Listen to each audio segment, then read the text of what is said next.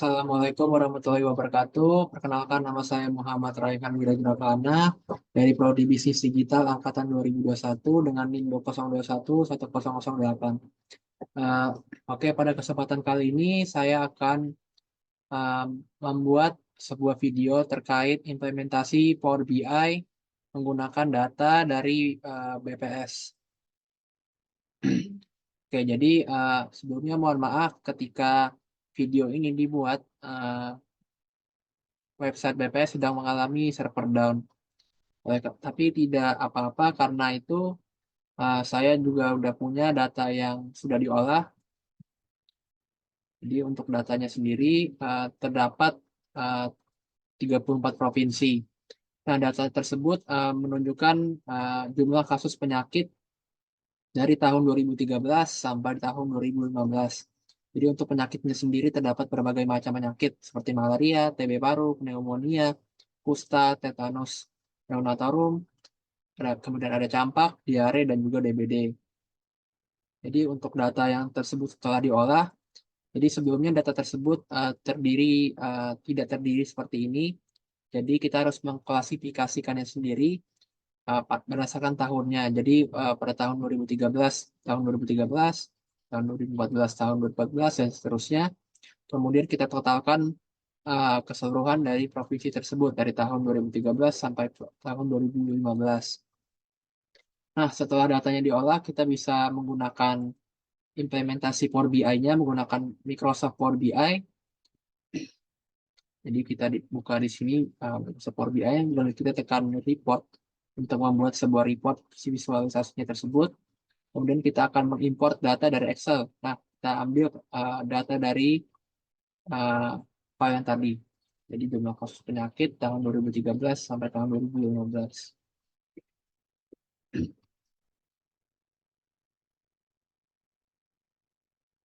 Oke, di sini kita terdapat sheet 1, jadi sheet yang tadi telah kita olah tadi. Jadi datanya ini sudah clear, terdapat uh, tidak terdapat missing value ataupun error. Uh, Kalau di sini 0 karena memang tidak ada kasus pada tahun 2013 di malaria pada Provinsi DKI Jakarta. Jadi langsung kita saja load. Oke. Nah, di sini kita di tampilannya terdapat data-data dari uh, sheet yang tadi di Excel. Nah, pada data tersebut kita bisa lihat di sini perbedaannya. Jadi ada sum total dan juga ada yang tidak sum total. Nah, bagaimana untuk membuat data tersebut bisa diolah uh, untuk divisualisasikan? Jadi kita perlu mengedit query-nya. Ini. Nah, jadi kita untuk membuat sum total, kita bisa menekan di samping uh, ini dan kita mengubah menjadi whole number. Seperti itu dan seterusnya. Jadi untuk menghemat waktu, saya di sini sudah membuat terkait uh, laporan yang sudah saya buat menggunakan file data yang sama.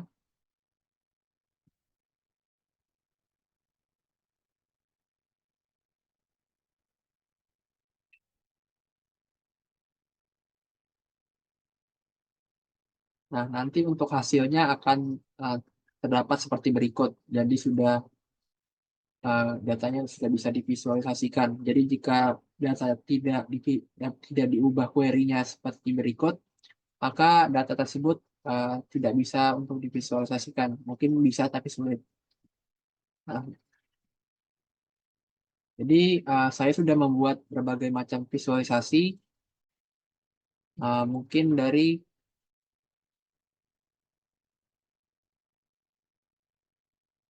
jadi kita menggunakan pertama itu yaitu menggunakan field map. Jadi field map ini memvisualisasikan terkait peta penyebaran total campak pada tahun 2013 sampai tahun 2015 pada 34 provinsi. Nah, di sini di atas ini kita juga bisa melihat nih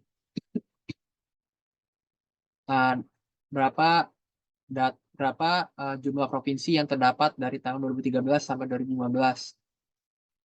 Bisa kita lihat mungkin ketika kita mengarahkan kursor ke Jawa Barat, terdapat 1.416 kasus di Jawa Barat berdasarkan tahun 2013 sampai tahun 2015. Seperti itu. Jadi fungsinya ini untuk melihat seberapa besar penyebaran total campak di Indonesia berdasarkan 34 provinsi. Itu. Kemudian kita lanjut ke visualisasi yang kedua. Jadi untuk visualisasi yang kedua, kita di sini menggunakan map yang berbentuk seperti globe tadi. Jadi untuk yang tadi adalah field map dan untuk sekarang menggunakan map yang seperti logonya yaitu seperti globe. Nah, di sini kita juga menggunakan tambahan yaitu bubble size. Jadi bubble size di sini berguna untuk melihat seberapa besar uh, total penyebaran di 34 provinsi pada kasus DBD. Jadi ketika kita mengarahkan kursor ke Jawa Barat, terdapat 62.000 sekian 471 kasus di Jawa Barat. Kemudian jika kita juga bisa melihat nih, mana sih yang paling kecil? Mungkin kita lihat seperti Maluku Utara, contohnya terdapat 509 total kasus. Kemudian ada di Gorontalo, itu 692, seperti itu. Jadi fungsinya menggunakan uh, map dan bubble ini untuk melihat seberapa besar dan memudahkan kita juga dalam melihat dan mengolah datanya tersebut untuk melihat seberapa besar kasus yang terjadi di provinsi tersebut. Seperti itu. Kemudian kita di sini juga menggunakan clustered column chart yang ditambah dengan slicer. Jadi kita bisa lihat di sini bahwa misalkan nih, jadi untuk clustered column chart kita bisa melihat bahwa Papua terdapat kasusnya sekitar 100.000 sekian kasus. Kemudian bisa kita lihat juga misalkan contohnya di Jawa Barat itu terdapat 48.000 kasus sekian. Nah, kemudian kita di sini bisa untuk memudahkan memfilter datanya tersebut, kita bisa menggunakan slicer. Yang dimana fungsi slicer di sini dalam Power BI adalah memberikan pengguna kemampuan untuk dengan cepat memfilter dan mengeksplorasi data dengan interaktif. Jadi misalkan kita melalui dengan klik sederhana sebagai berikut, kita bisa melihat data yang ditampilkan. Jadi slicer ini berfungsi untuk mensinkronkan beberapa visualisasi untuk memastikan perubahan pengguna untuk memudahkan membandingkan data di berbagai konteks. Dengan kontrol langsung yang diberikan kepada pengguna, slicer memungkinkan mereka untuk menyesuaikan tampilan data sesuai dengan kebutuhan analisis mereka sendiri. Jadi, dengan menggunakan slicer ini kita bisa memfilter data sesuai dengan kebutuhan kita. Jadi, misalkan kita mau melihat Jawa Barat, terdapat 49 juta jiwa kasus, kemudian di sini ada 150 untuk di Jawa Tengah, dan sebagainya. Kemudian untuk area chart Pusta, kita menggunakan area chart. Jadi di sini kita bisa melihat jumlah kasus dari tahun 2013 sampai tahun 2015 berdasarkan 34 provinsi, khususnya di Jawa Timur. Di sini kita bisa melihat bahwa terdapat penurunan jumlah kasus kusta dari tahun 2013 sampai tahun 2015. Jadi untuk 2013 sebanyak 41.000, 4.132, kemudian 2014 4.116, dan mengalami penurunan pada tahun 2015 yaitu sebesar 4.013 dan seterusnya.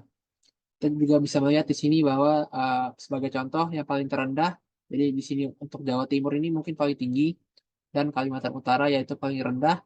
Jadi pada tahun 2013 dan tahun 2014 terdapat 0 kasus, jadi tidak ada kasus sama sekali terkait kusta di Kalimantan Utara.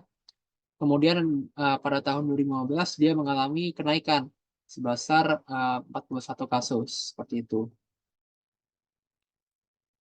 Kemudian kita di sini juga menggunakan line and numbering. Jadi ini untuk line chart, ini kemudian adalah numbering card. Jadi uh,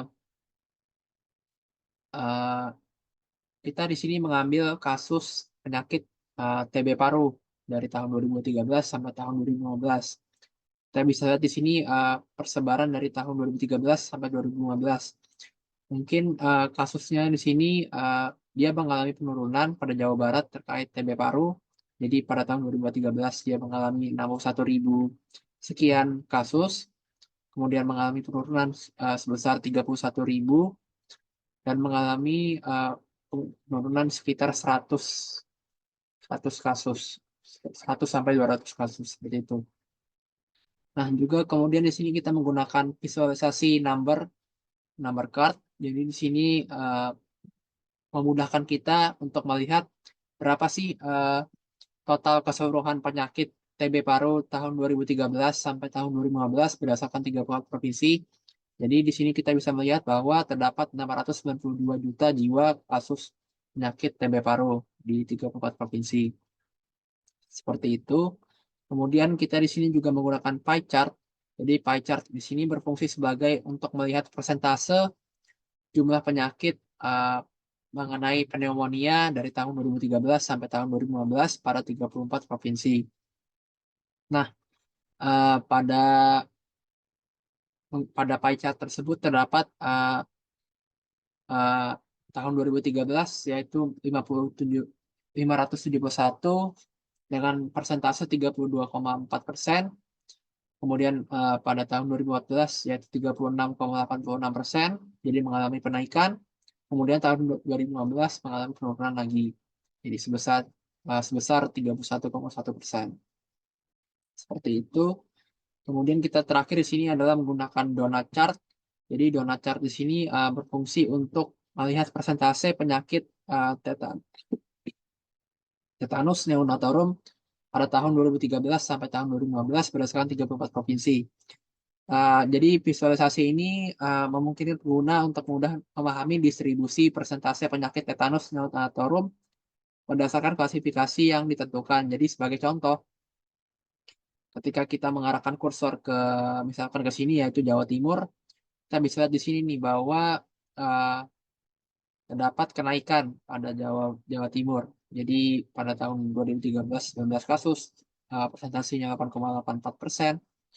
Kemudian 2014 17 kasus dengan persentase 7,91%.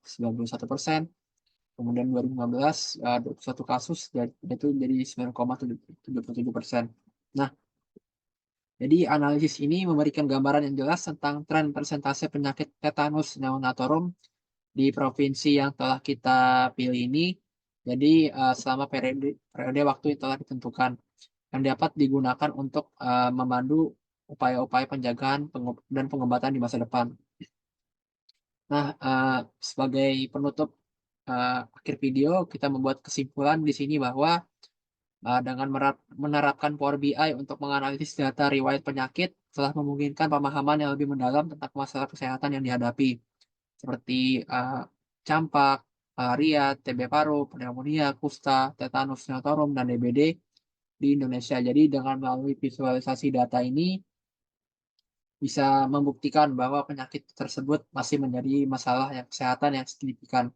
Jadi sebagai saran untuk meningkatkan uh, untuk meningkatkan upaya pencegahan, kita bisa menerapkan implementasi Power BI untuk menganalisis dan memantau terkait data kesehatan secara rutin. Jadi kita bisa memahami dan membantu mendeteksi pola dan tren penyakit dengan lebih cepat dan juga akurat, sehingga langkah-langkah pencegahan dan penanganan dapat diambil secara lebih tepat dan juga efektif. Selain itu, kita juga perlu pengembangan sistem informasi kesehatan yang terintegrasi untuk memastikan data yang akurat dan dapat diandalkan dalam pengambilan keputusan di bidang kesehatan. Jadi mungkin sekian dari video ini. Kurang lebihnya mohon dimaafkan. Wassalamualaikum warahmatullahi wabarakatuh. Terima kasih.